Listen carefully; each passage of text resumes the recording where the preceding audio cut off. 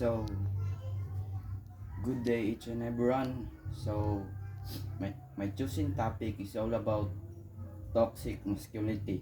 So, the, the crisis facing our boys today is not masculinity. Rather, it is a toxic patriarchal hyper masculinity in many ways. Our boys are constantly clashing within themselves between who they are really are and who they are expected to be.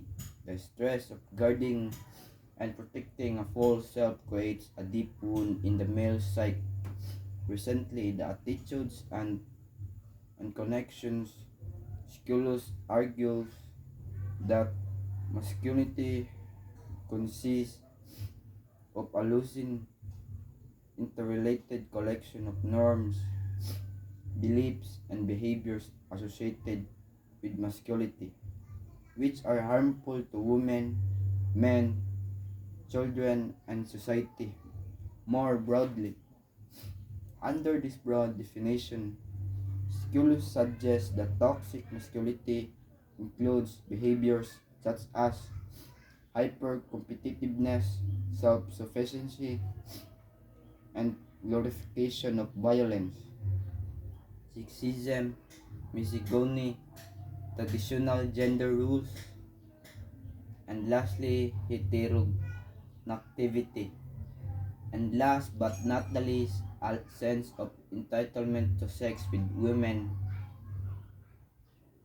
What skills suggest so is that these particular attitudes and behaviors are harmful to individuals and institutions within society.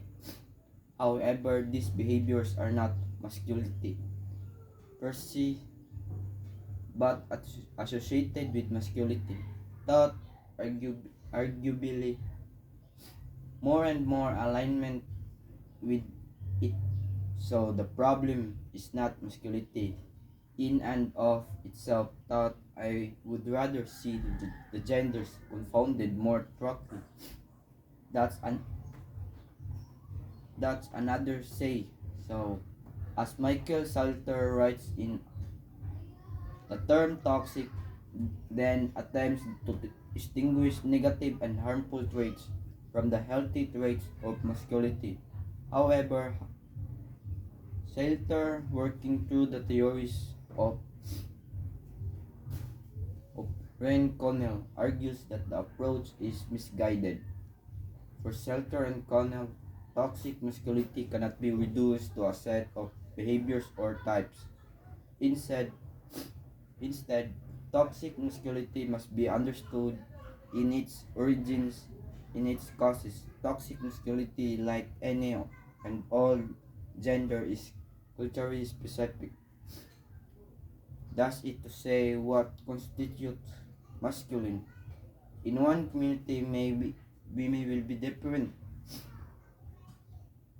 from what is masculine in another community. So they they are suggesting in that any community sets up standards of masculinity, and then boys and men compare themselves to those standards. These standards of masculinity are always ideals and are never attainable by any individual. What is the consequence of that? So Connell suggests that some boys and men feeling inadequate and not sufficiently masculine then act out. That individual might act aggressively or violently in order to try to live up to the standard.